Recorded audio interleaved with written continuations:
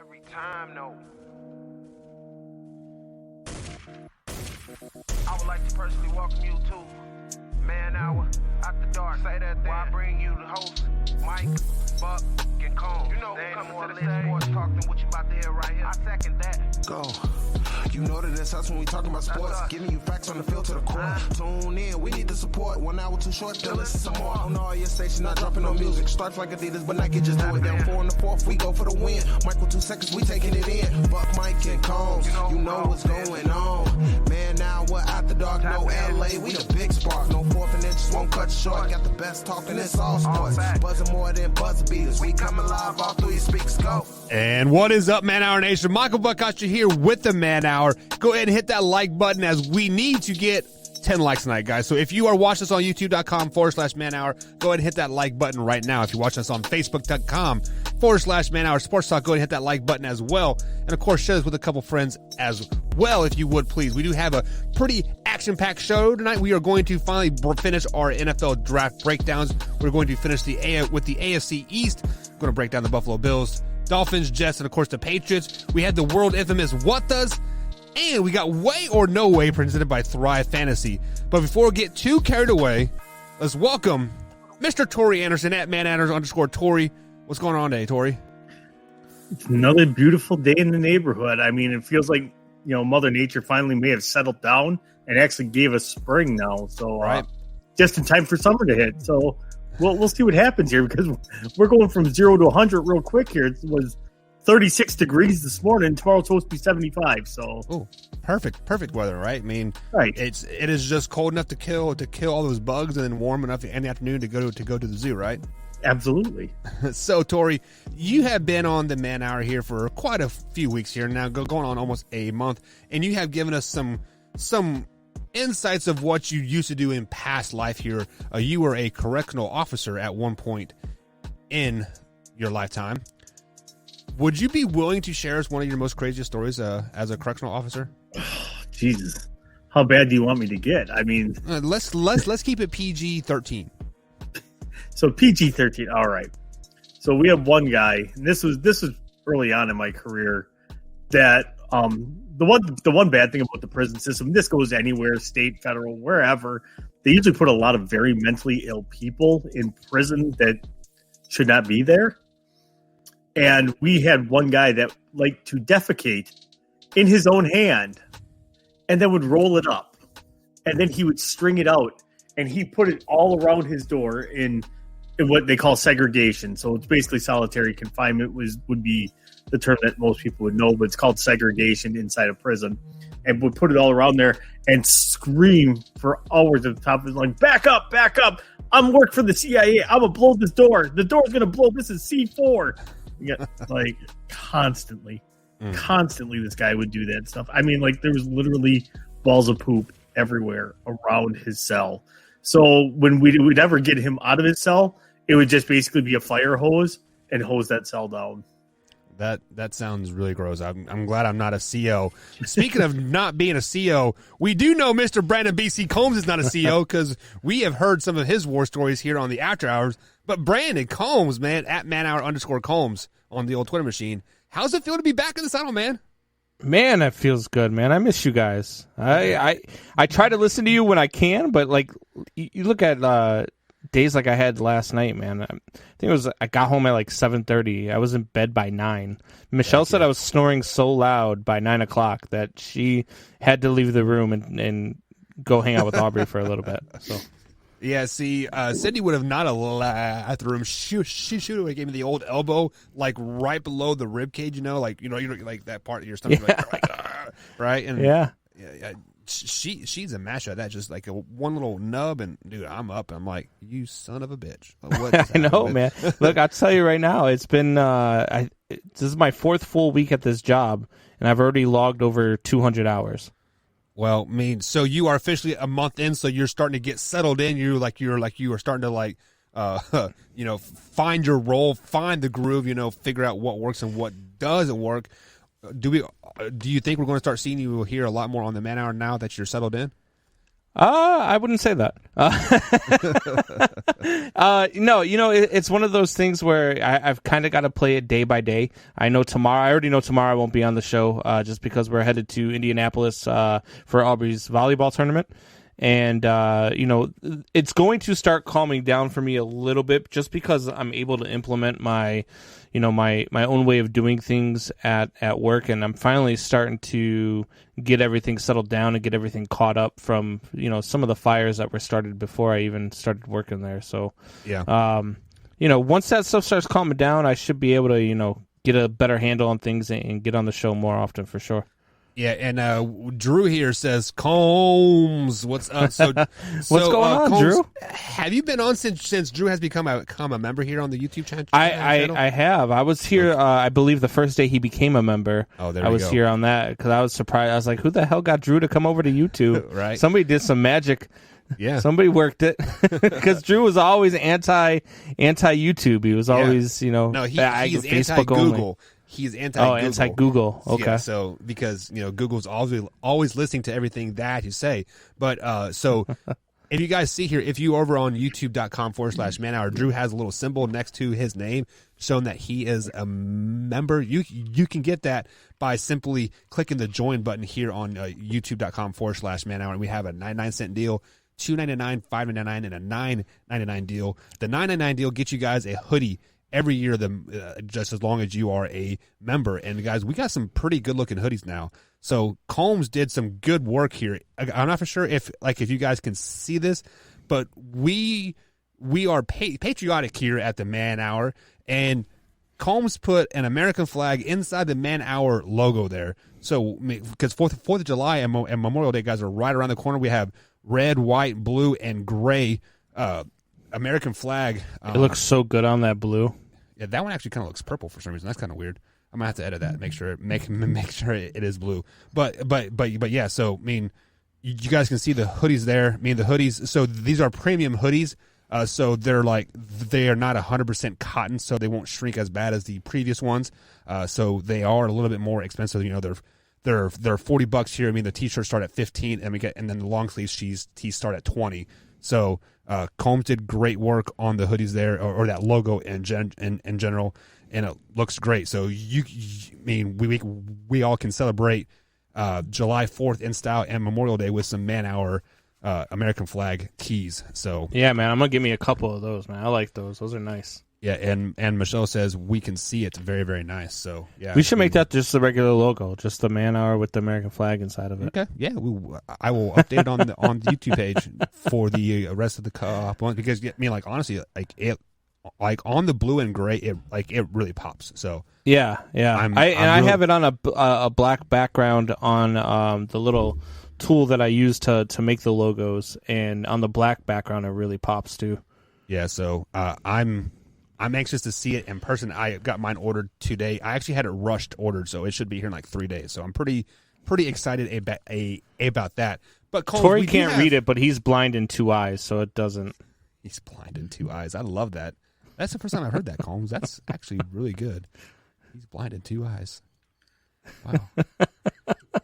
That's just facts there. We can put that on a t-shirt. I am blind. Yeah, let's put that on a t-shirt. Yeah, so Tori's blind in 2 eyes. Here it is on the blue. If you guys are interested in the blue, there, I think the blue really pops. Yeah, I like the way it looks on the blue too. Yeah. So Combs, since you've been away, since you've been gone, yeah. Sorry, we've been playing a game called Guess Who. So we have a couple minutes before we get into the what does of the night. Would you like to join us in the Guess Who segment? Let's do this, man. I love this game. Of the Man Hour. So for those guys that I win. Yeah, Tori has not lost. No, Wyatt beat you one time to Tori, and didn't I beat you the other night when we played with? Wyatt won that. We each had one, and Wyatt got two. That's the one that Wyatt won. Okay. So basically, what it comes down to is you simply ask a yes/no question to guess a current athlete in Major League Baseball, basketball, or the NFL. And Timothy Leonard says, "Evening, all. Good evening to you, Timothy Leonard, as well." So, let me address this comment real quick. Michelle says, Or Drew says, Michelle, make him take a sleep study. If he snores that loud, he probably has sleep apnea. I don't always snore that loud, Drew. I think I was just really, really tired. Because the fact that I was asleep by 9 o'clock last night is amazing. Because usually I'm not asleep till after, 11, sometimes midnight. But I was asleep last night by 9 o'clock. Dead asleep. All right. So let's go ahead and get... When I do, it's so Michelle kicks me out of the bedroom. No seconds. Let's go ahead and get into some guests who I think we could probably get two in before we're up against the break. So Colin, we'll let you ask the first question of the night. All right. So we're doing current players only, correct? Yeah. All right. So we'll start doing retired players June. Is he a football player? He is a football player. Does he play in the NFC? Yes. Does he play in the NFC East? No, he does not. Does he play in the NFC South? He does not. Does he play in the NFC West? No. Does he play offense or defense? Or does he play offense? Excuse me. Yes. Is he Justin Fields? He is not. Damn. Is it Blake Bortles? It is not. That would have been a great one, though. That would have been a great one. Is he a quarterback? Yes. Is it Kirk Cousins? No. Is it Aaron Rodgers? No. Is it Jared Goff? No. Is it Love? Jordan Love? No, it's not. Is it Andy Dalton? It is Andy Dalton. Tori with the as soon as you said Fields, we named the rest of them. Like, oh, he's going Dalton. Yeah, because he thinks Andy Dalton's good. He is a top 10 quarterback in the league if he gets to play the full 17 games this season. Why do you got it? Why do you got to make me? I'm back for one night. Why do you got to make me upset? 12 minutes and 8 seconds into the show. It's just my nature. God. So Tori officially has 9. So I did not keep a tally when you guys did it. So Combs, you are officially 0-1 here on the Buck scoreboard here. So Tori, we have a couple minutes before the break here. So you get to ask the first question next. Are they a baseball player? Yes. They play in the American League? Yes. Do they play in the American League West? No.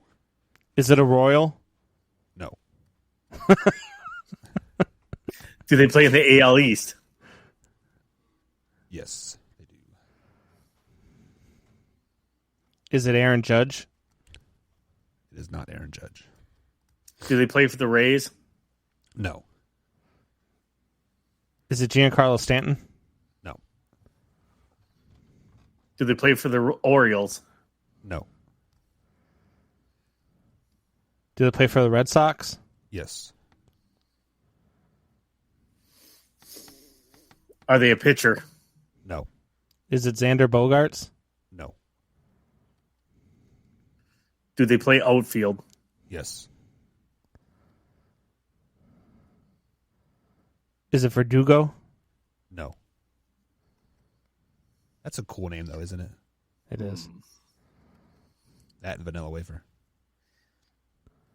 Is it Hunter Renfroe? No. Are you looking up Red Sox outfielders on your phone right now? That's what you get. You're allowed to do it. Yeah, you can What? just use you can use all your I have no clue who their outfielders are now. All I knew was Verdugo. How about you can even use the YouTube chat if you wanted to. Is it let's see. Is it Rafael Devers? No, he's a third baseman. No, he's not. Would you like a second guess on that? Is it wait, what? You said no, he's not. Yes, he is. He's a third baseman. No, but that's not who I'm thinking of. Oh. Yeah. Go ahead, Tori. Is it JD Martinez? It is JD Martinez. Oh, he's a DH. He's more of a DH than an outfielder. God, Buck, learn your baseball. He is listed as a left fielder. He is listed. He hasn't played left field in 17 years. It's still an outfielder. He's still listed. What as an are you outfielder. going by Little League stats? Would you look up what did he play in Little League? It was actually college. He was a left fielder in college.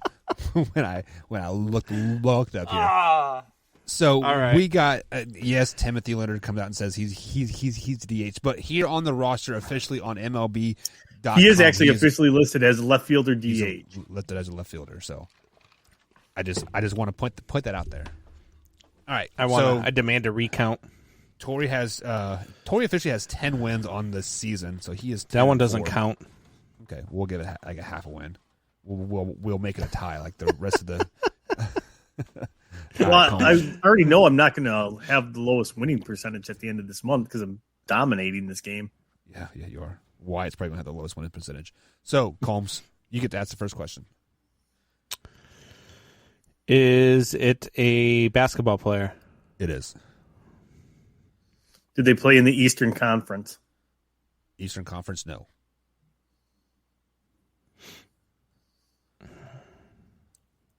Do they play on the western side of the country? Yes. Do they play in the state of California? Yes. Is it LeBron? It is not LeBron. LeBron James will never come out of my Is it mouth. Kawhi Leonard? It's not. No, LeBron James only comes in your mouth. Twice. Yeah, is it God, I'm trying to think. I'm horrible with basketball players. Is it Steph? It is Steph Curry. Yeah, I figured that was going to be my next guess. Yep. My next guess was going to be Steph or Paul George. I try to make that one a little bit easier because I'm not very good with basketball players too, man. Like, I mean, we in theory could have went like the 8th guy off of the bench and be like, oh, it's Gone forever. Luka, it's Eric Pascal. You know, he's been in the league for like 30 years or something like that. And, no, but Yeah, Pascal's actually a pretty good role player for the Warriors. Yeah, he is 100%. So I'm not for sure what this means, Drew. Like, do you guys know what that means? Lux. Lux is the he plays for the Dodgers. Dodgers, yeah. Oh, gotcha. All right, guys. So Combs, you have officially been initiated into Guess Who. How do you feel? I like that game, man. I really do. I mean, it's just it mixes things up. It gets the juices flowing, and what gets the really juices flowing is the what does. So we are going to take a quick little break. We're going to get into the what does, and after that, guys, we're going to get into the AFC East draft breakdown. So stay tuned right here on the Man Hour, and we'll be right back.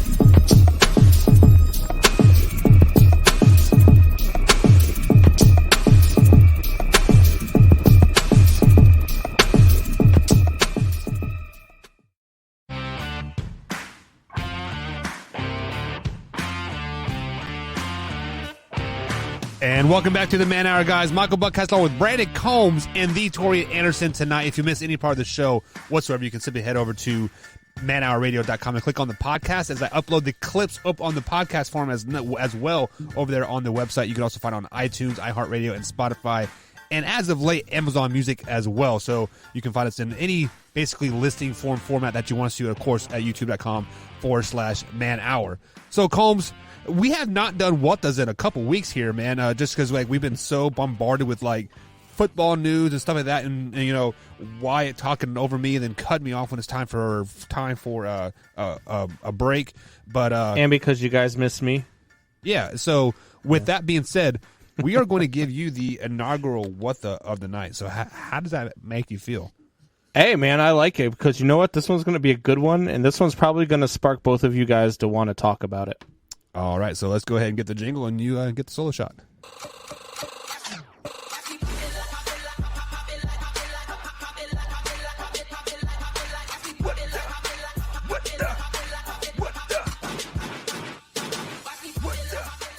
All right, so my first what the of the night, man, I've been itching to get at this one for about 2 days now since I first heard that the Jaguars were signing Tim Tebow. And then I hear people saying there's no way Tim Tebow should have a job before Colin Kaepernick. Yep. Are you guys out of your freaking mind? First of all, take into account that Tim Tebow is pretty much best friends with Urban Meyer. Okay? That's the first thing. Okay? Then take into account the fact that if you really, really want to break it down, Tim Tebow got a more raw deal than Colin Kaepernick did. Tim Tebow finally got a shot with the Denver Broncos back in, I think it was 2012. And when he finally got his shot to be a quarterback, he went 7-4, and he won a playoff game. And then never got another shot to be a quarterback again. After that season, I think he went to the Jets, and I think he maybe started 2 games as a Jet. So the fact that you think that Colin Kaepernick deserves a shot when Colin Kaepernick, after going to the Super Bowl in 2013 as a quarterback who was 12-4, he had a great season. He proceeded to go 8-8, 2-6, and then in his final season, the final straw, they were 1-10. 1-10! This man is 28-30 as a quarterback in the NFL, has a losing record, and you want to say that he gets more of a raw deal than a guy who went 7-4, won a playoff game, and then never got a shot to play again? Give me a damn break. Stop with the Colin Kaepernick. Kaepernick doesn't even want to play in the NFL. He showed that at his last tryout, and even Stephen A. Smith of ESPN said the same thing. Colin Kaepernick does not want to be in the NFL. If he wanted to be in the NFL, he would have taken that tryout more seriously, and it was nothing more than a publicity stunt. So stop with the Colin Kaepernick deserves a job. Stop with the Tim Tebow shouldn't get a start at tight end for the Jacksonville Jaguars. The Jacksonville Jaguars before Colin Kaepernick gets a shot anywhere in the NFL. Just stop. All of you guys get the what the.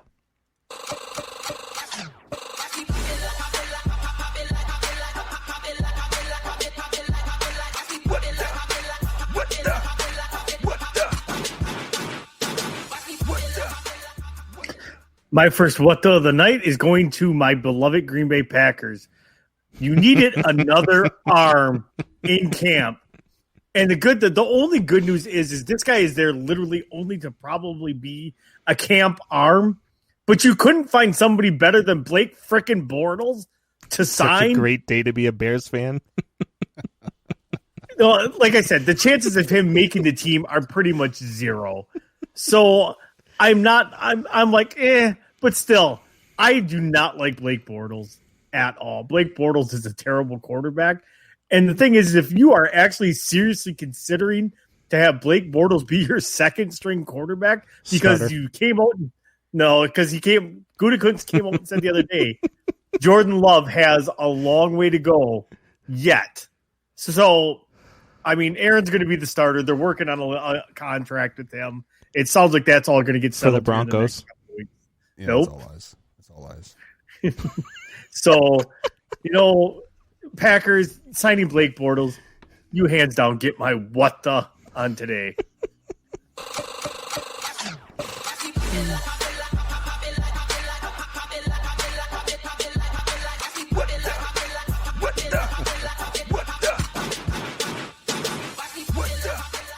And my next one the other night is going to go out to all those Packer fans that thinks that Aaron Rodgers is actually going to be playing in Green Bay at the start of the NFL season. Have you ever heard the old saying there, Mr. Torrey Anderson, where there's smoke, there's fire? Well, this thing has been smoking for like 18 months now, and basically Adam Schefter was fanning those flames. He's like, burn, baby, burn. Aaron Rodgers is 100% out of town, no questions asked. He is going to go to Denver Broncos. He is probably going to beat my Kansas City Chiefs twice this season, just because that's what the Denver Broncos do. They go out and they get like an aging quarterback, and they destroy the division for the next 3 years, and then they're crap hole again, and then the next aging quarterback Rodgers will come beat back them in. once anyway because they play Kansas City this year. What'd you say?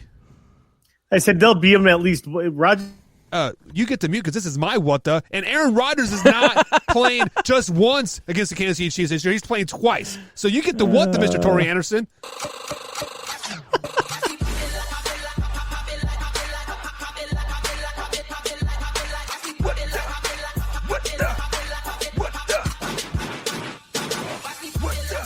My next what the other night is going out to the Philadelphia Flyers. Like, I don't understand how much more that COVID could just become propaganda. The Philadelphia Flyers are offering tickets and free gear to fans that are getting vaccinated. In order to schedule your vaccination, if you schedule your vaccination, you'll get free Flyers gear and free tickets. My question is, how do you get free tickets to a stadium that's empty right now? Not only that, how do you get gear that nobody wants to wear anyway? So my next what the? Philadelphia Flyers, you get it.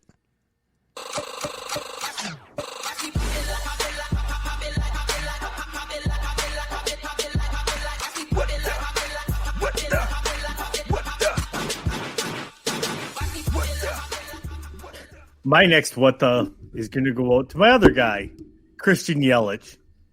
So Yelich goes on the injured list for 10 days with a whatever back injury, probably because he can't freaking swing and hit anything, right? He hurt his mangina, so he tore his whatever a Manheimen would be.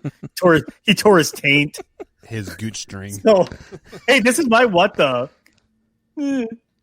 So, but then he literally comes off the injured list for 3 hours and goes right back on it. Why would you not say, yeah, I don't think I'm good to go? Or the team doctor saying, yeah, I don't think he's good to go yet. Instead, no, you tried to put him out there. He lasts like 2 innings, and they got to yank him from the game because he's got back stiffness. You know, Milwaukee Brewers, team doctors, you get my what the tonight.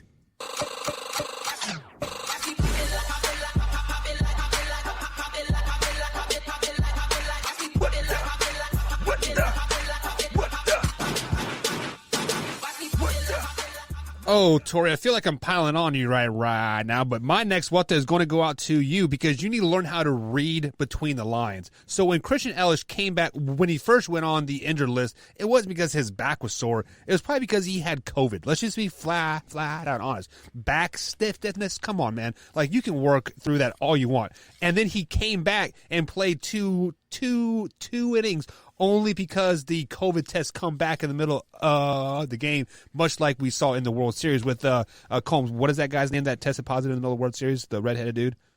Justin Turner. So, obviously, Tori, he has COVID. So, Tori Anderson, you get the what the for not knowing how to read between the lines, man. Come on, dude.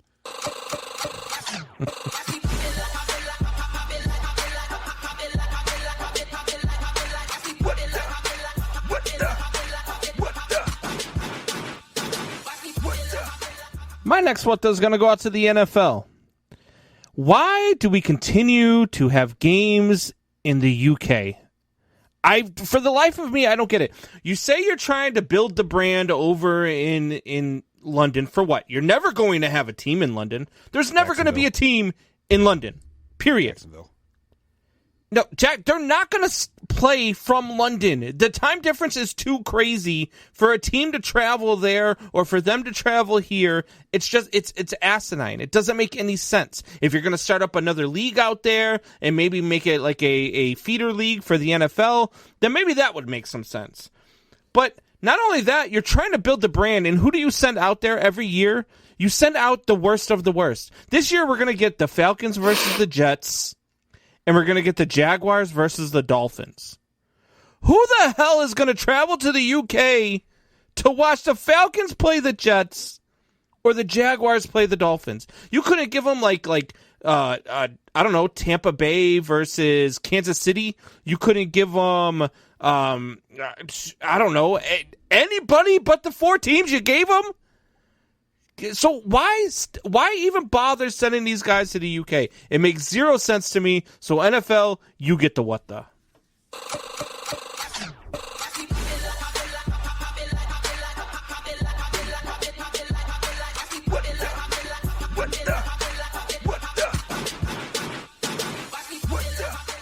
Combs. I had a different what the lined up, but now you're getting my what the. They do it because they send the teams over to England that can't draw fans in the United States. Teams like Green Bay always said, we will not give up a home game to go because that brings $25 million into the community. Every weekend they have a home game because they sell out their stadium. Jacksonville cannot sell out their stadium. You know, the Jets cannot sell out their stadium. The Jets aren't the home team. The Falcons are. Well, the Falcons probably can't sell out their stadium either. So they usually send the ones that have the worst attendance. Those are the teams that they will send over there because they can make more money for the league by sending them to England than by them having a home game. But why? You're not doing anything. You're not promoting anything in London. There are no teams that are... there is no way in hell. That's why these games are played at 8:30 in the morning when they are in London. That's why they're played at 8:30 in the morning on the East Coast in the United States. It's because like the time difference is insane. So I heard somebody say, why don't you put a Sunday night football game on in the UK to draw on fans? You know why? Because it'd be like 3 o'clock in the morning in the UK if they played Sunday night football. So you're not going to put a team in the UK. The time difference is too much for a team to play 8 home games in the UK. It's too much for them to travel for 8 games. There is no way there's ever going to be anything in the UK. Maybe you can start up a feeder league. Maybe that's what we did. Tried Maybe that. We start up a feeder league. They tried that. That's what the World League was. Maybe they relegate the Jaguars and the Jets to the UK to start up a feeder league. It's stupid. All right, guys, we'll be right back. AFC East draft breakdown coming up after the break. We'll be right back.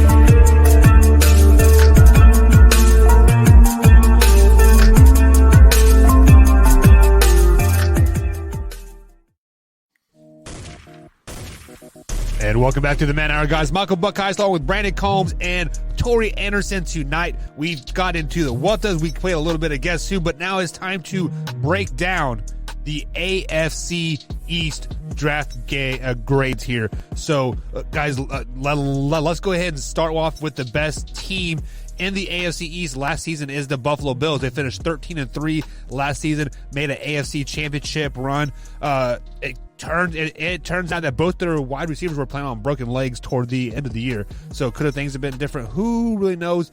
But one thing they did do is I think they drafted pretty well. So Tori, let's go ahead and kick it to you first here. Who was the best draft in your eyes for the Buffalo Bills this season? So I'm going to go with their second round pick, Carlos Basham Jr. from Wake Forest, edge rusher. Again, a guy that probably should have been gone towards the end of the first round or at the very latest in the early second round. He lasted till almost the end of the second round, though. I think they got great value. They basically got a first round talent on a defense that's already dangerous.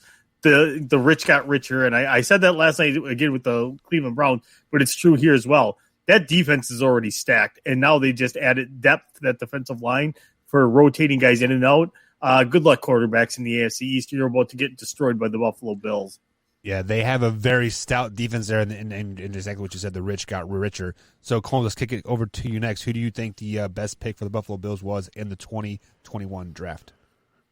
Yeah, so I'm gonna go with Boogie Basham. I think that was probably their best pick out of all of them. I do like all of their picks, though. They had a really good draft. Marquez Stevenson from Houston was a nice pickup in the 6th round as well. And then you got Greg Russo, obviously was their first round draft pick. You know, they're picking late in the draft because they've been good, and that's good for Buffalo. But I really do. I think that, you know, picking up Boogie in the second round there, Boogie Basham out of Wake Forest. He had a nice season out for Wake Forest. The kid is an absolute beast. I see a lot of Khalil Mack in this kid, so I really like the pick of Boogie Basham here. Yeah, that was another great pick as well. I mean, you really can't go wrong with that pick either. But where there's good, there is always bad. And I think we kind of had a pick through the fine-tooth comb with the Buffalo Bills here to find a bad pick in my eyes. But, Combs, who do you think a bad pick or the worst pick for the Buffalo Bills was in 2021? I'm going to go with the safety out of Pittsburgh that they took, Damar Hamlin. This kid just doesn't get the juices flowing for me. I don't really feel like this kid was worth the 6th round pick. Safeties really, the secondary was really not a problem for the Buffalo Bills, so I didn't really see this as a huge need for them. I thought there was a lot of other places they could have gone, offensive line maybe, to beef up the offensive line a little bit. But I just didn't like that pick, so I'm going to say Damar Hamlin out of Pittsburgh is the worst pick. Oh, interesting. Tori, what about you? I'm going to go with their 5th round pick, Tommy Doyle. Offensive lineman, super athletic tackle, but his pass blocking leaves a lot to be desired with him. Needs to work on his strength as well. He's a big kid, big kid, 6'8", 326 pounds. But, he played at a mid-major. He played at Miami, Ohio. And so it's not like he played against, top-notch competition all the one. Granted, it's still D1 competition. But, he, with that kind of length that he had, even in a mid-major conference like that, it's probably a little bit easier to bully opponents just because of his length. And that's where it's all going to come down to him in the NFL is if he gets good coaching to coach up his technique. Right. The guy's got a mean streak. He reminds me a lot of Richie Incognito is who he reminds me of. He's 6'6", 320. No, as a player wise, with his mean streak and stuff like that, the way he plays and the way he just he has a no holds barred attitude. But it's like I said, he's got to work on his pass protection. It's the weakest part of his game right there. So I'm not. It's nitpicking again with them because this guy's got all the tools except for one thing. So sorry, Combs, I didn't mean to cut you off earlier. What were you saying? No, I was just saying the kid's 6'6", 320. He's got the size, he's got the strength, but I agree with Tori. The pass blocking isn't, exactly where you would like it to be. However, I mean, again, this is one of those drafts that you look at them and you're like, man, they had a really good draft. So when you're picking a worst pick for the Buffalo Bills, it's almost like you're picking the worst of the best. It's just right. So Combs said it the best year. They had a really, really good draft. So Tori, what is your draft grade for them? Overall, I gave them a B+. The only thing that is kind of confusing is they went edge rusher first and second round. But again, defensive line help that if you rotate your guys in and out, you can never have enough depth on that that defensive line, because you can constantly keep guys fresh, keep them rotated and stuff like that. So in that aspect of it, with the way that defense is run and as badass as they are, it's like I said, the rich got richer, and they added depth in all the right places to just make themselves continue to be stout for the next 5 or 6 years. Right, and by drafting edge rusher in the draft, that to me says they're planning to play late into January, meaning they have to contain Lamar Jackson. So if you keep your guys healthy and contain Lamar Jackson by consistently throwing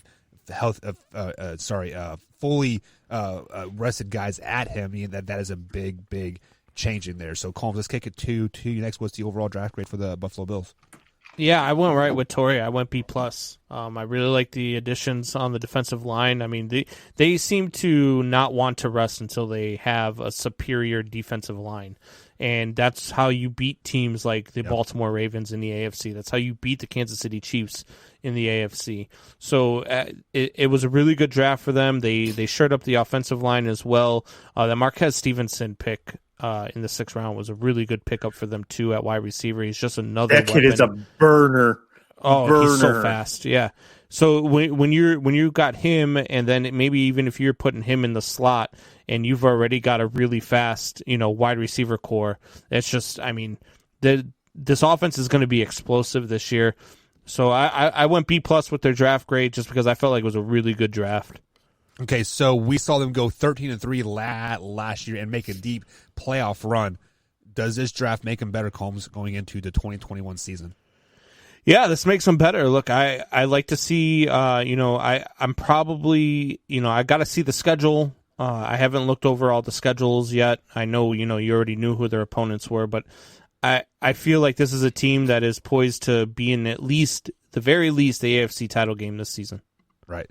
So, spoiler alert, guys. Starting tomorrow, we'll be breaking down each game throughout the division. So, just like how we broke down the draft, we're going to be breaking down each game and picking the winners, playoff winners, and obviously Super Bowl winner toward the end. Obviously, way too early here. So, Tori, did the Buffalo Bills get better with this draft?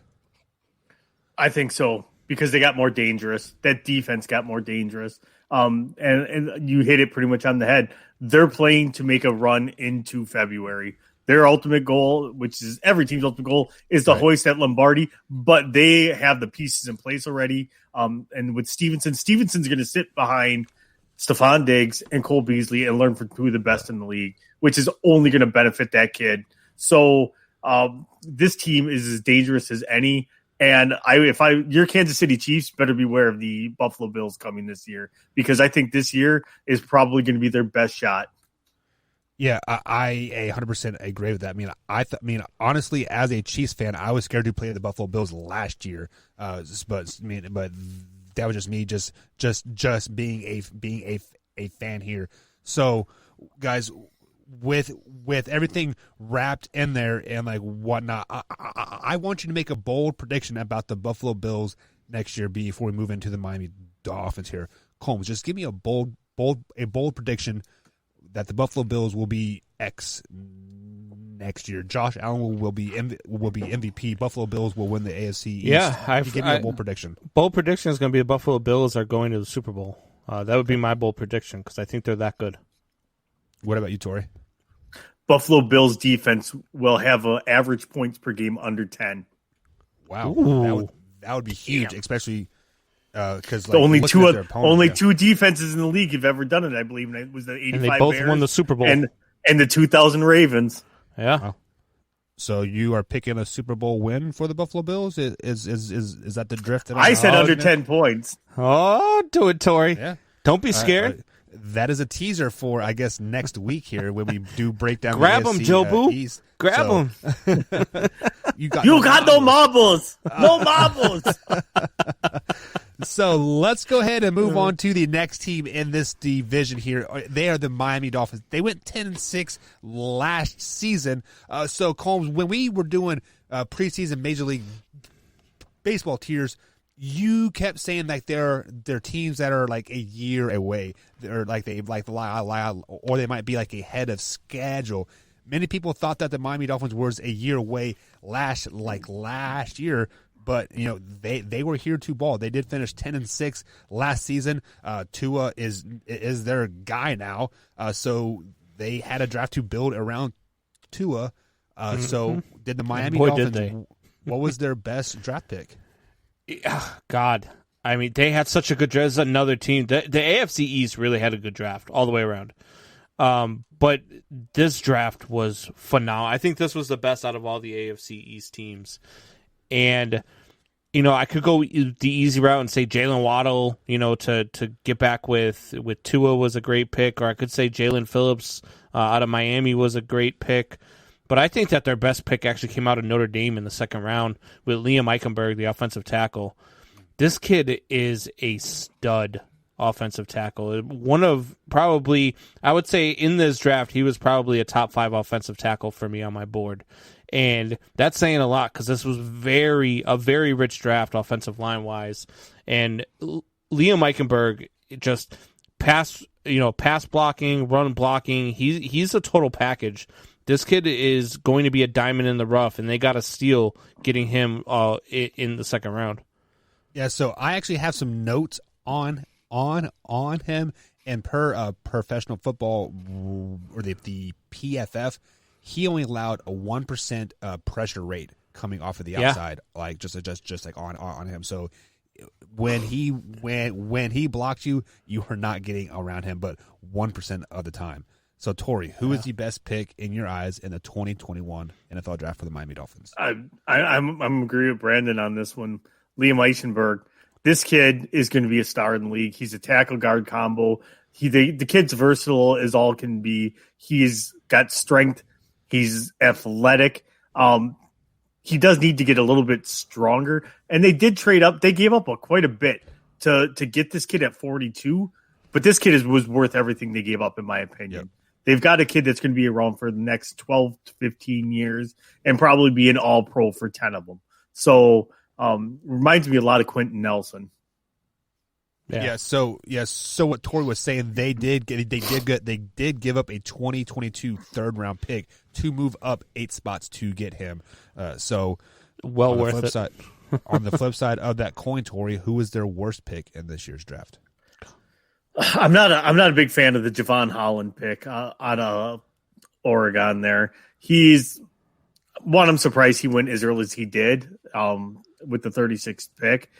To me, he's not the most instinctive safety that there was in the draft. I think there was other more athletic, more instinctive safeties. He doesn't really have like the ball hawk skills. He's going to be a system guy. And if he fits the system, he'll probably do fine. But if he doesn't, he's going to be one of those guys that's out of the league in 3 to 4 years. So he'll be cut like after 2 years, and then he'll probably get picked up and be given the proverbial second chance by somebody else, and then get cut there. But he doesn't play the run very well. He's not the fastest man in coverage either. I think this was a really, really high pick to take Javon Holland with. I think they could have got him a little bit later on, and I don't even know where he was rated overall, but I sure as can bet it probably wasn't the 36th rated prospect in this draft. I think that you're sleeping on him just because he didn't play in 2020. This kid was very good out of Oregon. He played 2 seasons. He had 9 interceptions in those 2 seasons as a safety. He had 66 total tackles in 2019 alone. 4.5 of those for a loss. 26 assists, 40 solo tackles, and his freshman year he had 42 tackles and 5 interceptions. Like, this kid is a ball hawk, and he can tackle. So Combs, those numbers are a little a little deceiving because he played 74% of his snaps as a slot corner. So he was down in the box man to man 74%. Well, that's a lot of college schemes, though, right? If you bring in a slot receiver, your safety always drops down into a slot corner, though, doesn't it? Well, I would 95% of the time, anyway. Well, so I played outside linebacker or that jack backer, and I was in coverage a lot. So like our linebackers, I'm telling you right now, if your coach had linebacker covering wide receivers, I mean that's just a mismatch, isn't it? Don't get me wrong. I know you're athletic. I know linebackers are athletic, and a lot of linebackers now are freaky fast. Right. But I don't want a linebacker in one-on-one coverage with a wide receiver. So you were never really on one-on-one coverage. The safety always had. So in our particular scheme, I had 10 yards up. So once that receiver passed that 10 yards coverage, I would let him go, and then the safety would pick him up after that point. So it was a cover 2 man. More or less, I still say 9 interceptions in 2 seasons. I mean, that's still great numbers. The kid's a ball hawk. He can tackle. The fact that he didn't play in 2020, I think, hurt his draft stock. I think if he plays in 2020, and those numbers are even close to what they were his first 2 seasons, I think he's a first-round draft pick. Yeah, and then the Miami Dolphins definitely needed safety help as well because they gave up 6.2 yards after catch last season. That was the best, or that was the worst in the NFL. The next closest team was the Kansas City Chiefs at 5.5. So Combs, who was the worst draft pick in your eyes in 2021 from the Miami Dolphins? I'm nitpicking, so I'm just going to go with their last pick with Jared Dokes out of Cincinnati. I mean, he's probably going to be nothing more than a special teams guy or a practice squad running back. But I would say that was probably their worst pick of the draft. They had a really, really good draft. Their draft is so solid. It's hard to pick one. So if I had to pick one, that's the one I'm going with.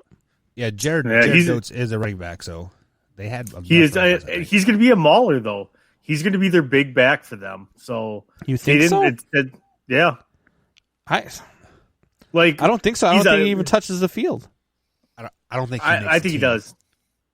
I do, really? Just because he's a change of pace. He's a power back. He's not a super speed. He's a power back. He's the guy you want in there when it's 4th and that doesn't less fit than their yard. Offensive scheme, though, does it?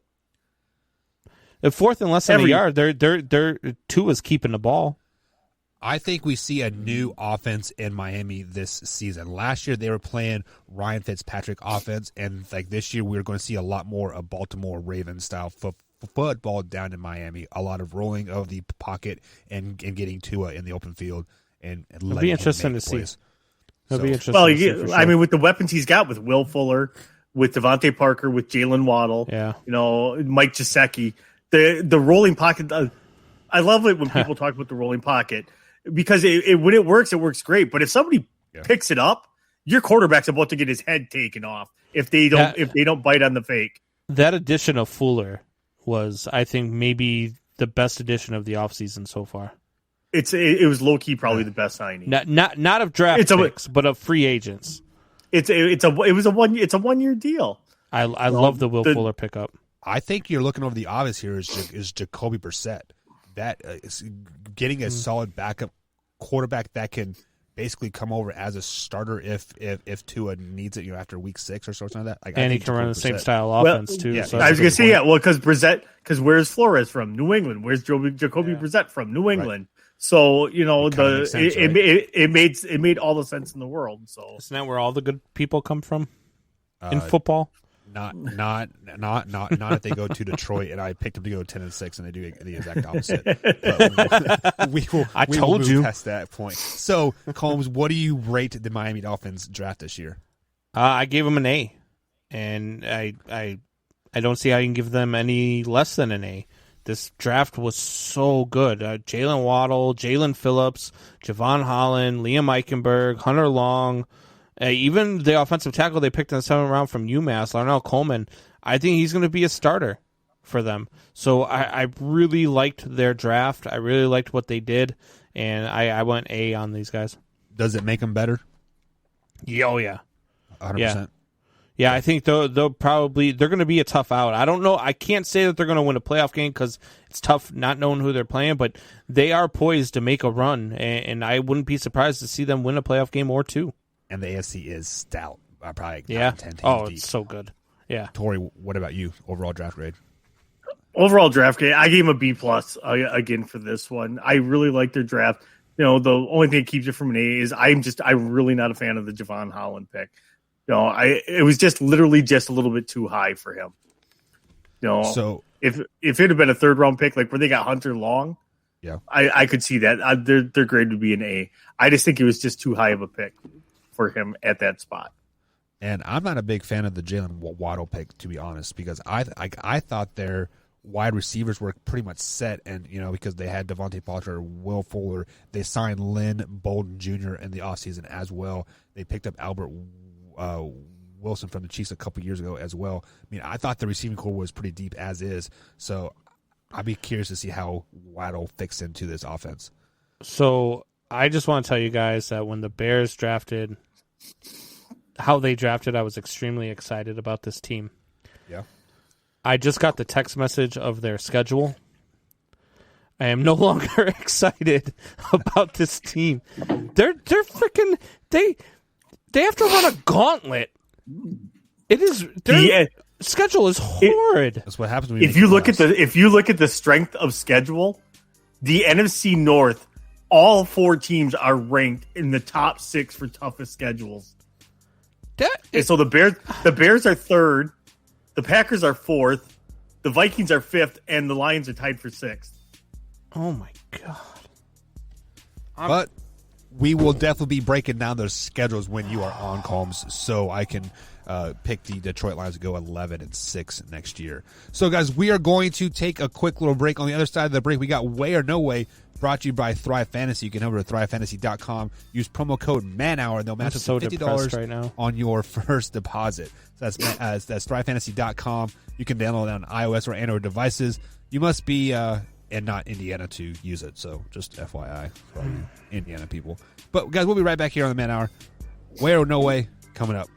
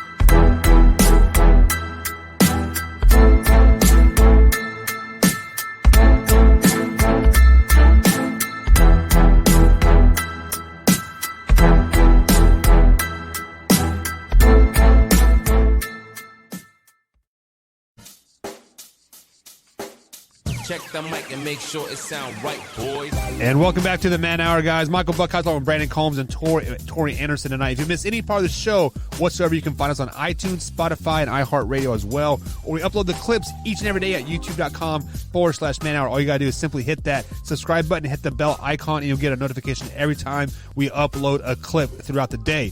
Fun fact, I upload 4 to 5 clips a day. So it's 4 clips on show days, 5 clips on non-show days. So let's go ahead and welcome the boys back onto the screen here. Combs, it is time for Way or No Way. So we have brought in a lot of new fans here in the last couple weeks. So the people that don't know what Way or No Way is, Combsy, let them know what it is. So depressed right now. That's all right. Anyway, Way or No Way is everybody's favorite time of the week. God. Anyway, what I do is I bring up some stuff that's been going on in sports, and I give these guys a little anecdote, and they tell me whether or not it is way or no way. So, guys, are you guys ready for this? We are, man. Let's do it. No way. Yes way. All right, guys. So we already talked about Tim Tebow, well, at least I did in my What Does. I'm going to ask you guys this. The Tim Tebow signing was merely a PR move to take the spotlight off of Trevor Lawrence. I'm going to go with Way on that one. Hands down, it is a PR stunt. The guy's 33 years old. He's making a transition to tight end. I said it last night. I'm not a Tebow fan at all anyways. So I don't think he can seriously think he's going to just be able to come in and learn how to play tight end in 1 year. I know he worked out with whoever the tight ends coach is for the Jacksonville Jaguars a couple of months ago. Although Urban Meyer did come out and say today, we have not signed Tim Tebow yet. He has not been offered a contract yet. So, I'm going to go with Way on this one. If they do it, it's a PR stunt. I don't think he even makes the team. So, Combs, can you restate the question for me again, just to make sure I heard it correctly, so make sure I'm going the correct way on this? So, Tim Tebow signing with the Jacksonville Jaguars is a PR move to take the spotlight off of Trevor Lawrence. I mean, of course this is a way. Come on, man, because we all know Trevor Lawrence is going to be a bust in the NFL. So this first season when they go 2-15 and Trevor Lawrence throws for like 35 interceptions and just their team is completely trash and horrible, they could be like, oh, but Tim Tebow caught a 3-yard out for 6 yards on the season. Congratulations, Tim Tebow. And he does a little Tebow pose there. And this is 100% PR move just to take the spotlight off of him 100%. Also, this is a way to get Tim Tebow into the Jaguars organization so he can somehow become some type of coach for the Jacksonville Jaguars moving forward. Because I think Urban Meyer wants him on the staff, but he doesn't know how to say, why not just sign him as a coach then? Because he still thinks he can play. He's been in AAA baseball for like 12 years. Put me in, coach. I can do it. An athlete. So it's 6 years, but okay. Jesus told me in my sleep I could play football again. Definitely Way. This is all a PR stunt because Trevor Lawrence is going to be a bust, and they need something to cover it up. Yeah, but see, that's the thing. So this is why I say it's no way. One, because Tim Tebow's never going to play a snap as a tight end in the regular season for the Jacksonville Jaguars. It's just not going to happen. He's not going to play tight end for the Jacksonville Jaguars. And for 2, it's still not going to take any spotlight off of Trevor Lawrence. It's not. I mean, the spotlight, so he's still the number 1 draft pick. He still has to go out there and perform, and he's not going to be able to because he's going to be a bust. So there is no way that this is a PR move just to take the spotlight off of Lawrence. I do agree with you in a way that this might be a way to get him into the organization so that then they can, sign him on as a coach of some sort. But even then, like I don't I don't think that this is a PR move because I don't think he ever plays it down for them. No, because if he's going to be a bust. No way. Yes way. My bad, Tori. Tori. When the overlay comes on, you shut your mouth. Yeah. It's okay, rookie. I mean, we have a 55-year-old rookie here named Tim Tebow here. Torrey Anderson. What's up, Torrey? Well, I said because you keep talking about how Trevor Lawrence is going to be a bust. Right. Maybe Tebow will teach him how to be a bust because Tebow was a bust. Tebow wasn't a bust. He won a playoff game. He just never got a. He was in the league 3 years. We came in for that. He was in the league for 3 years. He got to be a starter once, and when he went to be a starter, he was 7-4 and won a playoff game. He was trash. He was 7-4 and won a playoff game. Didn't he win his first 5 games as a starter? Yes. Yeah. He's 7-4 and he won a playoff game and never got to start another game in the NFL because he was terrible. Oh my God. Terrible at winning, apparently. Anyway, moving on. Packers fan. God, you must be a Packers fan. Anyway, speaking of football, today is the release of the NFL schedule, as we all know, because that's all anybody is talking about all across all the sports talk everywhere. So I ask you guys this. The schedule release and the excitement around the schedule release in the NFL is overrated. No way. The NFL has taken over as the American pastime. It's taken over. It's 365 days a year, 24/7. It is the favorite thing for American sports. It is now the icon. It overtook baseball probably. I think after the strike year, that's when football kind of overtook baseball for good as America's pastime. People will do whatever they can. They will grasp onto whatever they can when it comes to football news. You know, we've talked about it here. What is our bread and butter here? We talk football. Why? Because everybody loves football. Because you guys don't know anything else about sports? Judging by your outfit? Should have got a lot better, didn't it? No. So I'm going to go with no way as well. This is definitely not overrated. What is overrated is when they release of like who you're playing out in like April. Like, cool, I know I'm going to play the Chiefs and the Buccaneers and the Bears and the Packers. Like, I don't really care about that. What I care about is, am I playing those 4 teams back to back to back to back? Because if you spread it out during the season, it is okay. But when I play the Bucks, the Chiefs, the Packers, and the Bears all back to back to back, that is a gauntlet of a season, much like Combs is referring to his Bears season here. So no way this is not overrated whatsoever. Just because all of these draft grades that we've been doing here in the past week and a half and saying that if the team has got better or not, when the schedule comes out, we can really put a hammer and say they get better because they have an easy-ass schedule moving forward. So, no way, Combsy. So, I'll admit that I didn't look at the Bears schedule until I just saw it now. Yep. And so I was disappointed. However, the reason why this is definitely a way and why this is overrated is because I could have 6 months ago looked it up and found out who they were playing 6 months ago. But granted, I didn't know whether or not they were playing them on December 10th or whether or not they were playing them on October 16th. But who cares? I already know what who they're playing, and if I would have looked 6 months ago, I wouldn't have even been looking forward to this season. I would have asked if we could just skip to 2022. With the amount of opponents that these guys got, like the Raiders, the 49ers, the freaking everybody who is good. They play the Steelers, and they play all of them. They play the Cardinals. Like, the gauntlet that the Bears are about to run is absolutely asinine. But not only that, I could have looked at this 6 months ago. So the excitement over this day where they just put it in order just doesn't make much sense to me of why you get so excited when you already know who the opponents are. You do already know the opponents, who they are, but you don't know that you are playing the Packers, Buccaneers, and 49ers, Steelers, Ravens, all in a 5-week span. Shut up. Yes, you knew that you played those five teams, but when you put them all in a 5-week schedule back to back, you're like, and then we get a break by playing the Lions for a week. And then what do you get? You get the Cardinals. You get the right. Oh. Yeah. See, yeah. So I'm more excited to learn when my bye week is. As long as it's not week 4, I'm usually pretty happy. Which that's what I'm looking forward to. I'm looking forward to the bye week and what week Justin Fields is going to be the starter.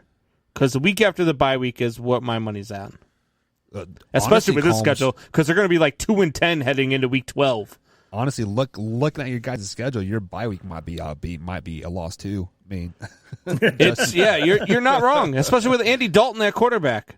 Yeah, well, he is going to lead you guys to the promised land. He's going to lead us to 2-10. Yeah, he is going to lead us to the promised land. He's going to lead us to Justin Fields being a starter. And stub his toes on the couch, and Andy Dalton back starter by week 9. No way. Yes way. Yes, way. All right, guys. So Teddy Bridgewater came out and criticized how the Carolina Panthers practiced. Yes, we're talking about practice. Not a game. Not a game. Practice. Shout out to Allen Iverson, by the way. Anyway. Best quote ever. I ask you guys this. Teddy Bridgewater is going to be out of the league in 3 years. I'm going to go with Wavy, but it's not because of anything that he said. It's going to probably be because I think he blows his knee out again. I think he's going to get destroyed in Denver. Got to play to do that. Well, he is the starting quarterback for the Denver Broncos. He'll be the backup behind Rodgers. Is it Drew Lock starting quarterback? He'll be the backup behind Rodgers. I'm thinking that Lock got relegated to backup because Drew Lock didn't show anything. Quit dreaming. Keep hoping. Aaron Rodgers.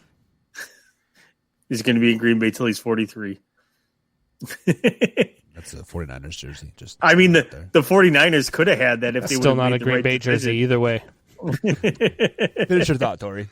So, yeah, no, I'm lost. I lost where I was going because Teddy Bridgewater is going to be out of the league in 3 years. No. Yes, but it's because of injuries. Well, is it? No, yes. Yeah, no. No. Yeah, no, yeah. So, yes, he'll be out of the league, but I think it won't be because of anything he said like that. It'll be, I think he has another injury and it'll end his career. Yeah, I am going to go with no way because, I mean, he is, 7th year in the league, and when he has had the opportunity to start on a team and, be a starter and then have pieces around him, we saw him do really, really well. I'm referring to Minnesota Vikings, obviously pre-injury, and there is still a glimpse of that in his body. We saw it last year at Carolina, or those 3 or 4 games he took over for Drew Brees a couple years ago. We saw kind of old Teddy Bridgewater coming back into play. So, guys, we're seeing Colt McCoy still in the league now, and he has never started. We're seeing a 38-year-old Ryan Fitzpatrick on his 17th team, and he is still fumbling around the NFL. So there's no way he will be out of the league just because there's such a demand for a good quality backup quarterback. Yeah, see, I'm going way here. He's going to be out of the league in 3 years. There's something to this. There's a reason why everywhere he goes, they don't ask him to come back. They didn't ask him to come back when he got injured in Minnesota. They went out and got somebody else. They didn't ask him to come back in New Orleans. They went out and got Jameis Winston instead. They didn't ask him to come back in Carolina. They traded for a quarterback. There is something to why teams don't want Teddy Bridgewater, something we don't know yet, something that might come out later on in life, but there is something to why teams don't believe in this guy, and there's something to why teams don't want them in their clubhouse. And so for that reason, that's why I'm going away. Teddy Bridgewater's out of the league in 3 years. I do kind of see that, Combs, but did we really see the Minnesota Vikings? Because when Teddy Bridgewater got hurt, they picked up Kirk Cousins, right? And did we really see Kirk Cousins really kind of elevating to what the player he is now? Like that $100 million guy.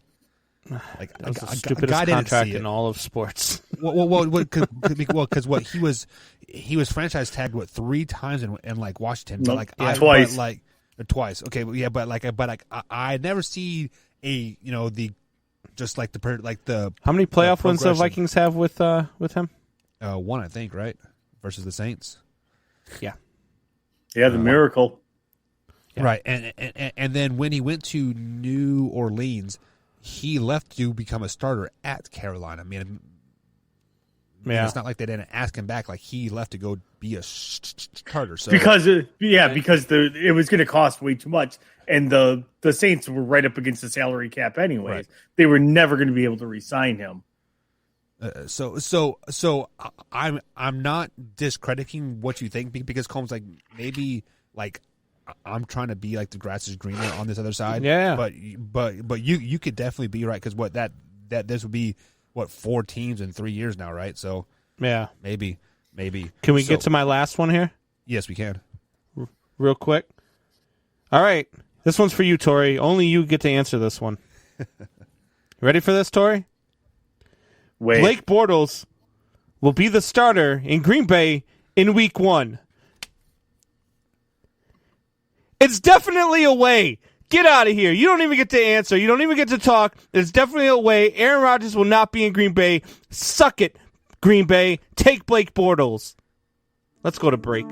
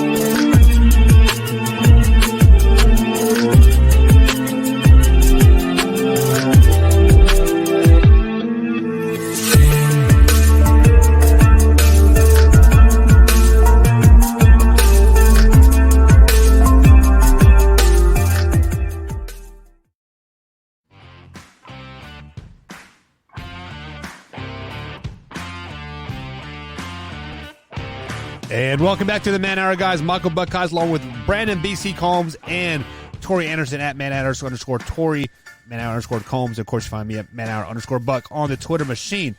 So, guys, we have had Where No Way. We've had our What Does. We're breaking down the AFC East draft grades. We have 2 teams left here in the whole draft to break down.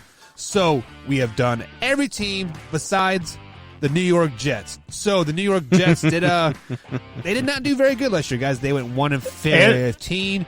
And the Patriots. Yeah, well, we had the Patriots, but we all know how the Patriots did. Best draft ever. But Tori Anderson, 2021 New York Jets 1-15. They could not tank right. They could not win right. They fired their coach. They fired their GM. They traded off their franchise quarterback they drafted just 3 years ago. How'd they do in the 21-21 draft? Who was their best draft pick? I'm going to go with their second first-round pick, Elijah Vera Tucker, offensive lineman, USC, 6'4", 315. They obviously needed to build their offensive line. To me, even though they drafted a quarterback early on, that's great. But if he's getting killed and his confidence is getting destroyed, that equals bust. So I give him credit to go out to try to give Zach Wilson some protection. Vera Tucker can play guard or he can play tackle. Again, this is becoming a lot more common thing where you're seeing these guys that can swing from guard to tackle. Versatility is like number one key these days. And I think we've seen that move now for about the last 10 years to a lot of teams in the NFL, moving to those guys that they can plug and play, again, because injuries happen, that they can move these guys around and not lose much consistency. So I really like this pick. They can put him, if they put him at tackle, they've got some pretty good bookends then with him and Mekhi Becton. All right. Colmes, what about you? Best pick for the New York Jets? Yeah, I'm going to stay right at their first draft pick with Zach Wilson. I think that they got the best quarterback in the draft. I really like the pick, and I know that Torrey does not like the pick of Zach Wilson, but I really do. I mean, this guy is an exciting talent. He's versatile. He's one of those guys who reminds me of a mix of Brett Favre and Jay Cutler. Just an all-around guy who he's going to make some quirky throws. He's going to throw off his back foot a lot, so he's probably going to throw a few interceptions here or there. But I really like the pick of Zach Wilson. Zach Wilson, 3 years at BYU, 837 completions, threw for 7,652 yards, 56 touchdowns to 15 interceptions. I mean, those are pretty damn good numbers for 3 seasons at BYU. And so I'm going to go with Zach Wilson. I do. I think that they got the best quarterback in the draft. They had a really, really good draft, which is very rare. How bad is it? There are 2 organizations in the NFL where we're like, damn, those organizations are horrible. And it was the Bears and the Jets. And both of them had really, really good drafts. Yeah. and a very unorganization like for both of those teams. But I really like everything about the Jets draft. They have like 9 or 10 picks in this draft. They had a lot of draft picks. So let me ask you this question here, because Torrey and Wyatt, they've been breaking down the draft, and they've been kind of playing down these non-Power 5 teams, saying, oh, they don't play very good competition. Oh, like who they play, like you kind of have to pad the stats a tad bit. All those stats that you read off for Zach there, that was not against Power 5 competition. Do you think that is going to hurt him in the NFL, and his learning curve is going to be a lot more severe, so we won't see him have a very good first year, but a second year he might finally start to progress? No, I think that BYU gets a bad rap for the level of competition that they play. I think that, and not only that, but I think that BYU and Zach Wilson, you're still playing against teams that are the, I guess I would say the same level as you. So you're playing against like competition. You're playing against guys who were selected like you were, who were they go to the same type of college as you do. Like, they're not playing against Power 5 conferences, but that's not Zach Wilson's fault. He's playing against the competition that's in front of him, and he's absolutely destroying the competition that's in front of him. All right, so Zach Wilson was your best pick. Who was your worst pick for the New York Jets?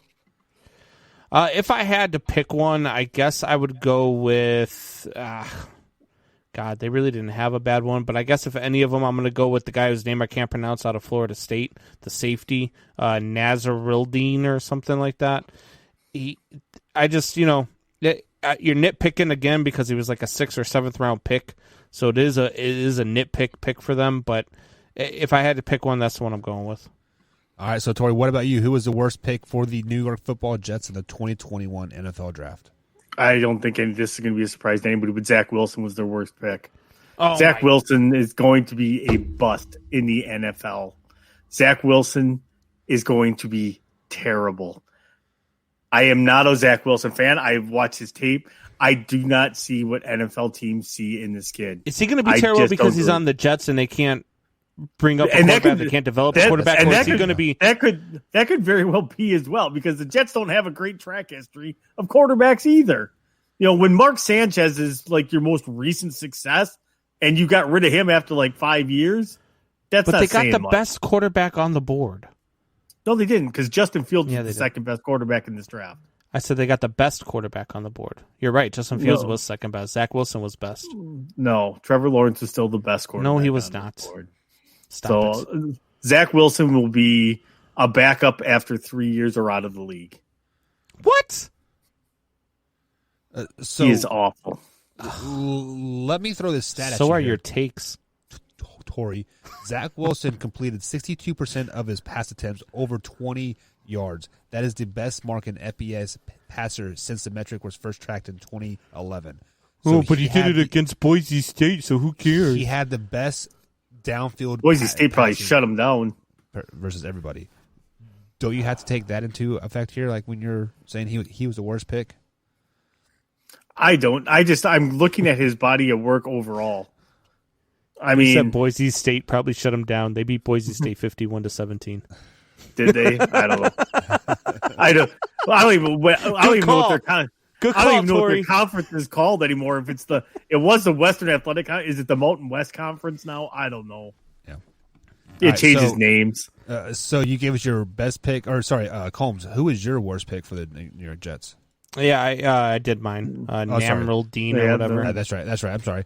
So Combs, since you're already on full screen here, what is your draft grade for the New York Jets? I'm going A. I think that these guys had a really good draft. I really love the pick of Zach Wilson. I love the pick of Vera Tucker. Elijah Moore in the third round is going to be a really good pickup, a really good target for Zach Wilson. And Michael Carter out of North Carolina is going to be a solid running back in the league as well. So I really like everything that they did. So I went with an A with these guys. And does draft make him better this year? Oh, yeah, for sure. Zach Wilson is probably, the best talent that they've had at quarterback. And I really like Sam Darnold. I really am a Sam Darnold fan. I think that their lack of being able to develop a quarterback really hurt him. But with a new regime in New York and the talent of Zach Wilson, which is at a higher level than Sam Darnold's was, I think that they can pull this one off. All right, Tori, what about you? What is your draft grade? I gave him a C. They're good. I don't like the Zach Wilson pick. The only picks I really like is the Elijah Vera Tucker pick. I really like the Elijah Moore pick. Those are two really good picks. Michael Carter wasn't terrible, but then you drafted 3 safeties. You are the only person in the world that So- I've heard on draft grades that gave this team anything worse than a B+. It's a C. Nothing else really moves the needle for me. I think Zach Wilson is not a good quarterback. Zach Wilson will set the franchise back another 3 to 5 years because when you have a quarterback that fails like that, it does. It's that you could have used those picks elsewhere because, I hope they you trade coulda. I hope they trade Zach Wilson to Green Bay for Aaron Rodgers. Never happened. Maybe in 3 years. So, by your C grade there, Tori, does this make them a better team this year, or are you still thinking they're 2-14 type of caliber? They were 2-14. So it's almost, you can't say they're going to get worse because worse is just about winless or winless. So obviously they'll probably be a little bit better. I don't even know who the head coach is for the Jets now. God, how do you not know? Who is it? Saleh Oh, that's from the right. Niners. From the Niners. a defensive A Very defensive good head coordinator. coach, a very well-respected head coach, a guy who's going to turn this franchise around with his boy Zach Wilson. And the Jets within the next 4 years are going to be the front runners with the Buffalo. Nobody cares what Combs has to say about Zach Wilson anymore. But he wasn't talking about Zach Wilson. I will punch you right in the throat. That's what you get for standing me up, fool. Twice. So Combs, give me a bold prediction about the Jets this season. The Jets will win more than 4 games. That's my bold prediction on the Jets. That is that's a double really the win bold season prediction. from the previous year. So that's a step in the right direction. Tori, what about you? Bold prediction for the New York Jets this season. Zach Wilson will break the rookie NFL record for interceptions. Do you know what that record is by chance? Christ. It's set by Peyton Manning, isn't it? It's 28, I think, by Peyton Manning. Yeah. Wow, that's Winston's Wow, status Peyton there. Manning once threw 28 interceptions in a season, huh? It I wonder also who else wasn't did that, 30. and everybody's down on him. Jameis Winston. He also wasn't. But not his rookie season. That was Peyton's rookie season. You're right. Winston's rookie season was 25, so he's steadily. No, he never threw more than 16 before he threw those 30 interceptions. All right, Stop so let's go ahead and move on to the best team. We have a lot of Patriots fans out there. Your son's a huge Patriot fan there, Mr. Combs Jr. I should say Combs. So the Patriots, they re-signed Cam Newton. They have obviously lost Tom Brady. This is the second year going on without Tom Brady. So Combs, who was their best draft pick in the 2021 NFL draft? I think their best draft pick was Mac Jones. I wasn't really high on their draft, but the Mac Jones pick, look, I'm not very high on Mac Jones anyway, but I did say that if Mac Jones gets drafted by the New England Patriots, he is going to be a top 3 quarterback from this draft class. And look, there's just something about these quarterbacks that come out of college that look like they can't do anything, getting paired up with Bill Belichick, that just makes me think that this is going to be a match made in heaven. So I think Mac Jones was their best pick. Yeah, and I think Mac Jones, because many people had them going to the 49ers at the 3rd overall pick there, and watching him fall, the Patriots were basically licking their chops saying he's going to fall to us and the world's going to be right again. So, Tori, who was your best pick for the New England Patriots this season? I'm going to go with the 3rd-round pick with Ronnie Perkins, the edge rusher out of Oklahoma. I really like that pick. 6'3", 247. He's an old-school type football player. He uses his hands well. He's got good speed to get around the corner. He's faster than what his tape is. He's got really good speed to conversion. So he can hit that corner, hit the speed, and then still push through you. A lot like Reggie White used to do with his old bull rush move. And Ronnie Perkins has a lot of that. He's a New England Patriot. He's a throwback to the early 2000s when the Patriots defense was dominant with players like Willie McGinnis, Teddy Bruschi, and all of them. He is that type of player for them. I am a big fan of Ronnie Perkins in that defense. And this is a defense that, like we said, last year was missing, 7 starters because they sat out because of COVID. Right. And they're all back. So, except for Chung because he hung it up. Right. Allegedly. This is like the 3rd time he retired, isn't it? All right. Well, he's probably going to go to Tampa just like Julie Edelman, right? So who was their worst draft pick here, Tori? I'm going to go with Mac Jones. I am not a Mac Jones fan. I am not a believer in Mac Jones. Him and Zach Wilson, this was like a great way for this to end, because these are the 2 draft picks that I have been hammering out the last 2 months for how terrible that they are. I don't think Mac Jones is a good quarterback. Mac Jones played with 5-star recruits all around him that made him look 1,000 times better. I know Wyatt said that before too as well. I don't think he's going to be that good of a quarterback. When's the last time you had an Alabama quarterback come out that was a really good quarterback in the NFL? Bart Starr? Yeah, maybe. I don't know. So I'm just, it's a translation thing. Alabama quarterbacks do not translate to success in the NFL.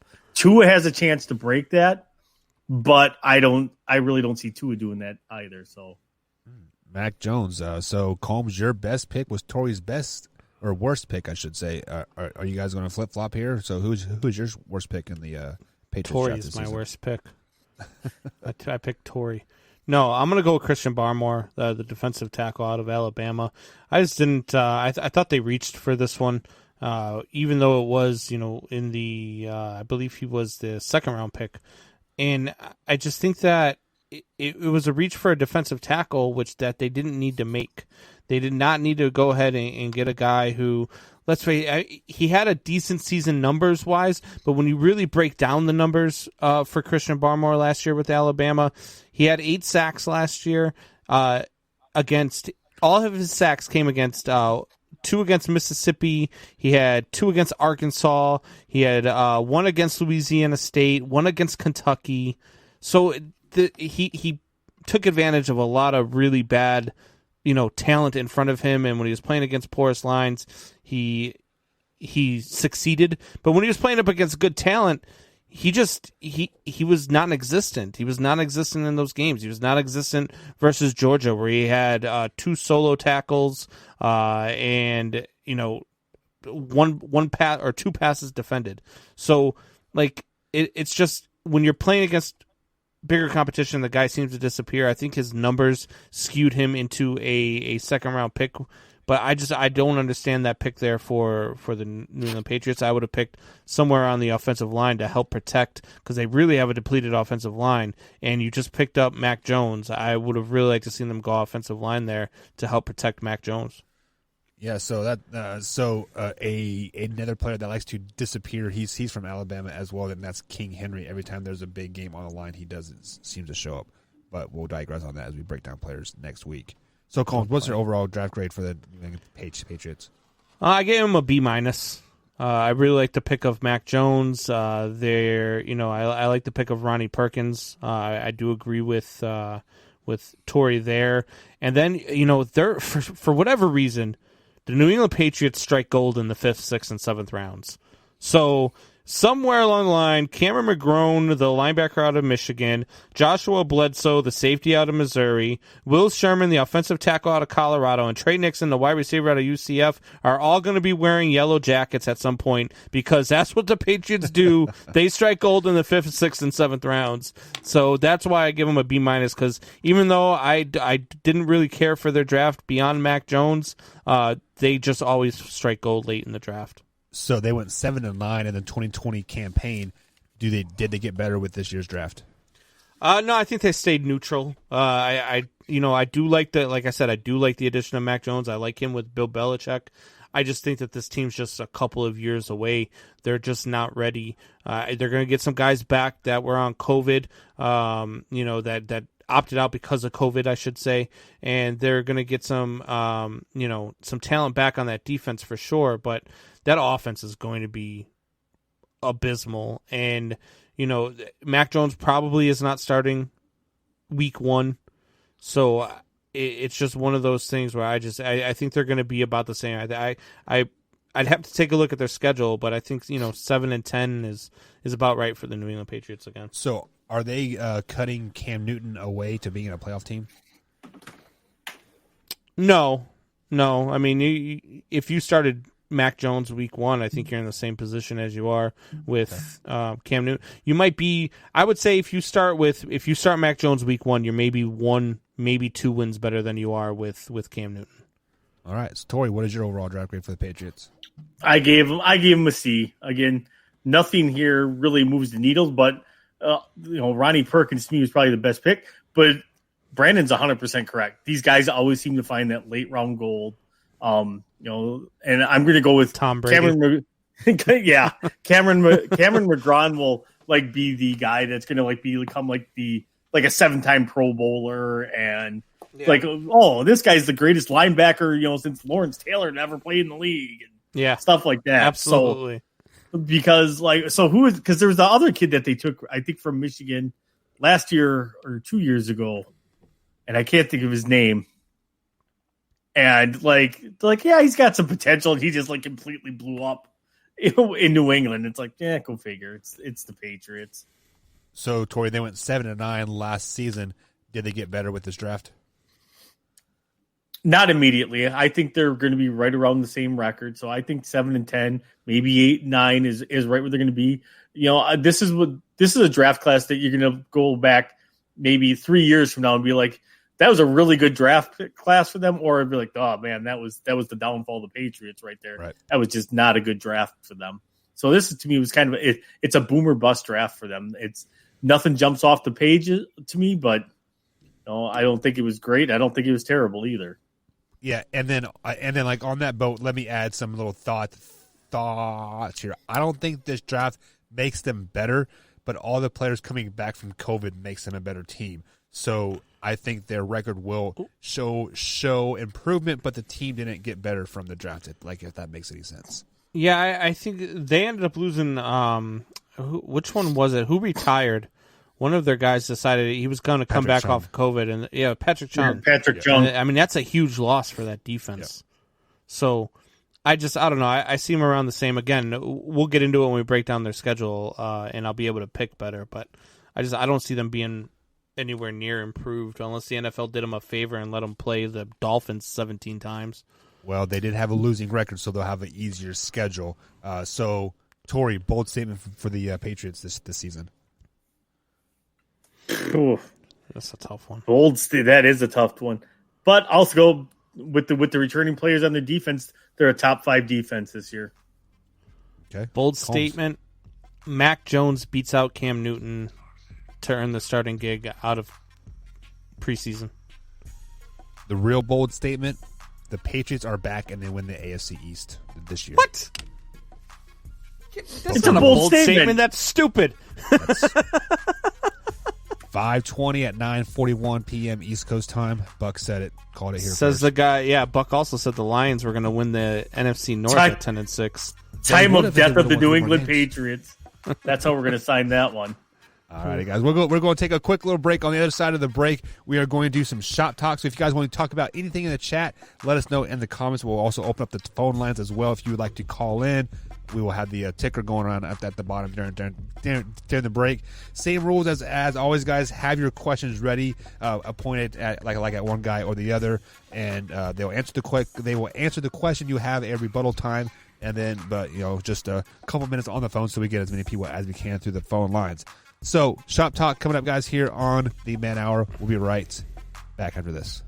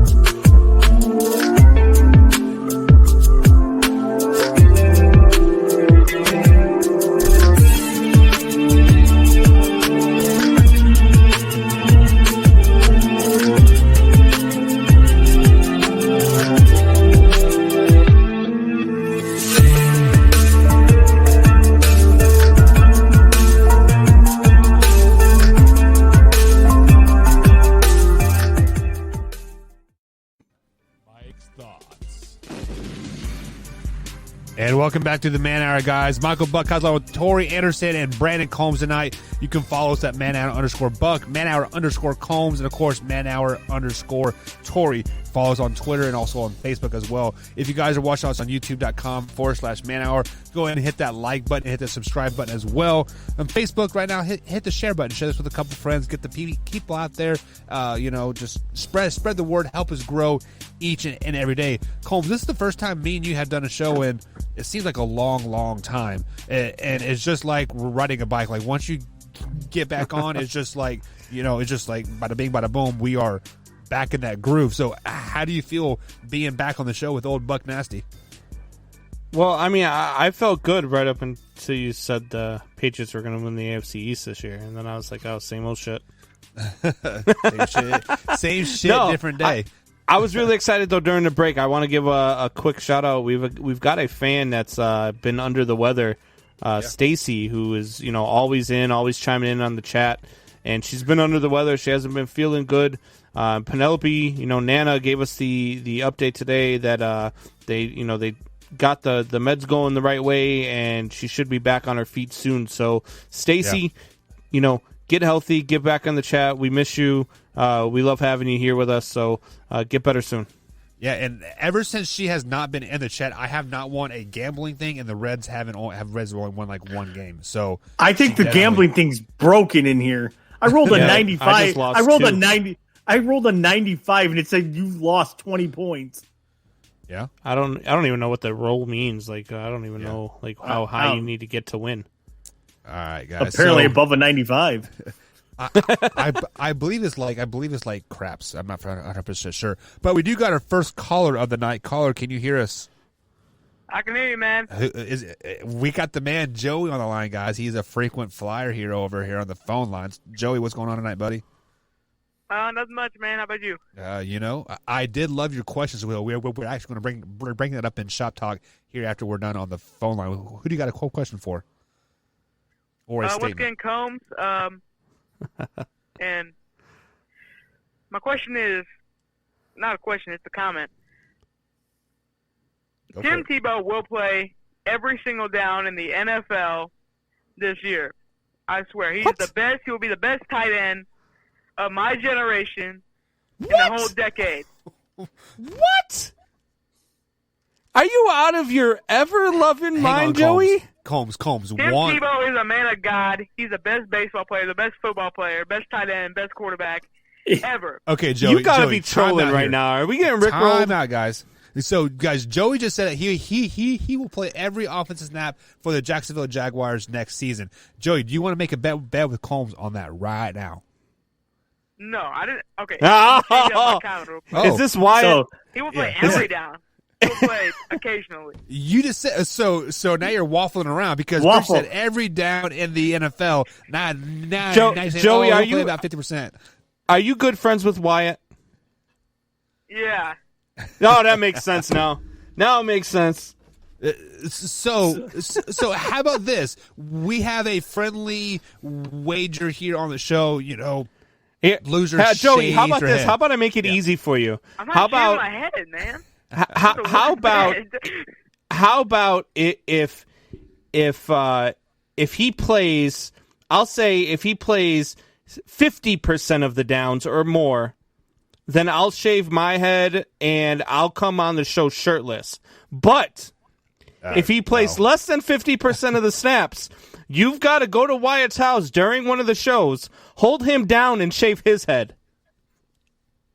All right, you got a deal. All right, yes. That is not going to happen at all. Let's just be honest with that. That's assault, brother. So for people that are just tuning in here, Joey here, he is a fan over here on the youtube.com/man-hour page. He says that Tim Tebow will play, let's say, the majority of the snaps for the Jacksonville Jaguars next season. And he doesn't even make the team out of preseason. Yeah. Joey, do you want to renege what you said just to kind of save some face here for you, like in the community? Yeah. I said that Tim Tebow will play like 50% you didn't of say every that. offensive snap. Hey, can we clip this? We need to clip this so that when Tebow doesn't make it out of there, we're going to clip this and we're going to make it so that that we play this on loop. Like, this is going to be our running joke here about Tim Tebow. I was going to say, he's not even signed to the team yet. He's not even on the team. Signing next week. Don't even worry about it. All right. He's going to call Joey. He's going to play in he's going to be in every game for the Jacksonville Jaguars as their water boy, their special teams coach. So Combs, like, I know you went to bed early last night, but Wyatt said that they're bringing Tim Tebow on to be the rah guy to get the people in the zone to like play. Do you see that at all? I don't. Just because, look, when he was a quarterback for the Denver Broncos, he was a winning quarterback. It's just she doesn't want to see me do the show shortless or not, I guess. Probably bald, too. But anyway, he is not going there to be that. Like, if he was going to be, he could have been that for the Denver Broncos, and he was that. He was the guy he knew how to win, and he showed it the year that he got his chance. But now you're bringing this guy back, and you've got a guy who played 1 year at quarterback, and then everybody believed that he couldn't play quarterback, so nobody ever gave him a chance ever again. And now 8 years later, he's coming back to play for the Jacksonville Jaguars as a tight end and not even a quarterback. So I think that I don't even think he makes a team out of. He might make it out of training camp, but he doesn't make it out of the preseason, I don't think. Yeah, and then Drew says, "I believe he does sign." He'll sign. You can sign all you want, but that doesn't mean you're guaranteed on a team. They what the Chicago Bears picked up like 15 unrestricted free agents like after the draft, right? They had like 19 tight ends last season too. Yeah, so it's absolutely crazy here. But one question that I did see earlier, Combs, here in the chat. The one from Joe. Yeah, the favorite NFL jerseys. Tori, you haven't been very active in the chat tonight, so let me get the question to you first here. Let's take this caller here real quick from Maine. Caller, hello, can you hear us? Yeah. Oh, who we got on the line here? Brandon Combs Jr. Combs Jr. What's going on tonight, buddy? What's up, kiddo? What's up, guys? So, what is your question, comments, concern? So, I have a question for Tori. Why are you too scared to admit that Aaron Rodgers is leaving Green Bay? Valid question. My thing is, I deal in facts, not fiction. So, the man has not said anything. A lot of the stuff coming out today is that they are working. He hasn't on denied anything either. That's the other part of it, but he never. That's the part you don't want to admit. But the thing is that's just him. He's never been one to feed into the drama. When Greg Jennings came out and said all this stuff, is the drama. He never fed into it. When the story broke about him and McCarthy, he never fed in. He does not feed into any kind of drama. He never has. He never will. That's why I'm not worried about it. Didn't he divorce his parents? He say he wants to leave though? He's never come out and said, no, he did not divorce his parents. That was his brother. That was his butthurt brother that said something when he was on like whatever reality TV show he was on to try to make it. No, it's like I said, I deal with facts. I don't deal with just random nonsense that gets spouted out there. So but you do a show with Michael Buckheister, so you deal with random nonsense that gets spouted all the time. This is also true. But I am like Adam Schefter. I pull pieces here, and I make the puzzle complete. So you mean you make shit up? Right. So basically, I feel what Combs Jr. is saying here is that this has been brewing for like a while. Why hasn't Aaron Rodgers extinguished the flames if it's not true? Because that's not who he is personality wise. That's not what he does. You can be personality wise all you want, but if somebody's talking bones, why hasn't he signed the massive offer that they've supposedly given him? So I was gonna say, and I'm gonna use allegedly because allegedly they offered him a long-term contract today. And he wants again, all completely allegedly wants guarantees that he will be the starter for basically as long as he wants to play. So how much of that is true? I have zero clue. That is an article that came out, I think, like 2 hours before we got onto the show. So is it true? I don't know. It's literally all hearsay. Any follow-up questions for Tori? What? Any follow-up there, Combs Jr., to what Tori said? No. All righty, then. It's going to look really nice when he's in a Denver uniform. Yeah.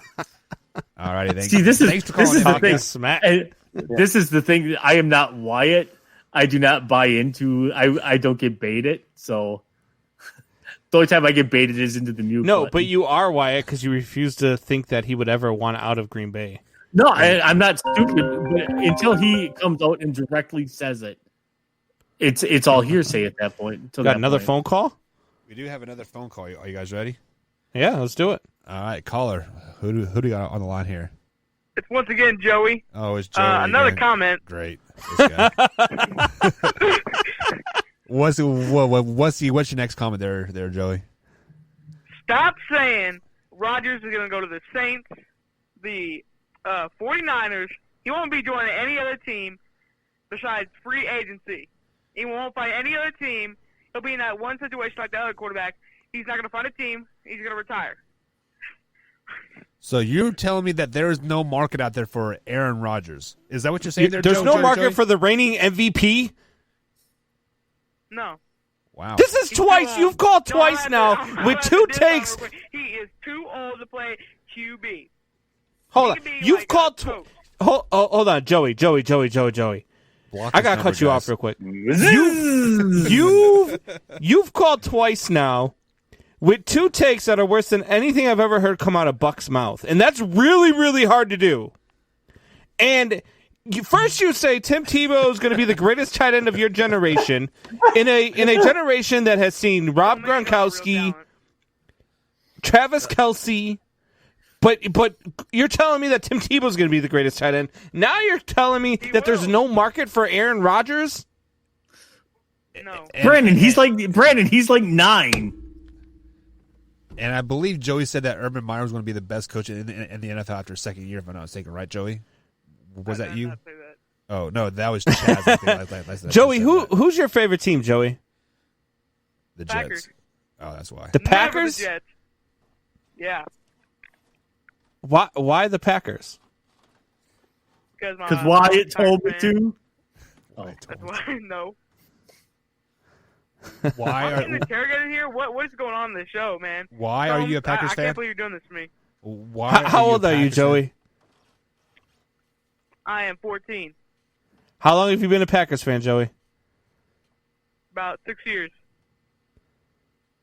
Okay. All right. I mean, look, hey, I'll give it to you. You're a Packers fan. You've been a Packers fan since you were 8, so I'll give it to you there.